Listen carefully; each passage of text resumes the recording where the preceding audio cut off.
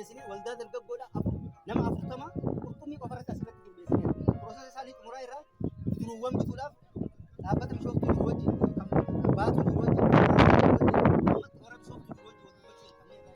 bidiruu tokko hojjechiisuu jalqabnee irraa magarsiisuu 70 gaafata yaanii isa qabdii duraa kaffallee bidiruu hojjechiisuu jalqabnee kan elektirikiidhaan mootoraan hojjetu isa kanatti dargaggoota baay'ee fayyadamaa hin goone jennee walitti hidhamiinsa gabaa baay'ee uumnee inni biraa daamiin kun sasteynabilitii isaatiif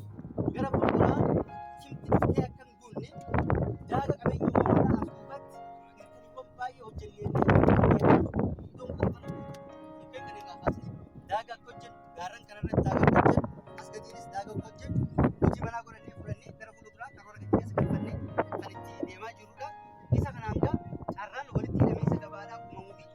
inni kun immoo dinagdeen inni qabatee ganda gololchaatiif hammana kan hin jaamne kana fakkeenyi isaa amma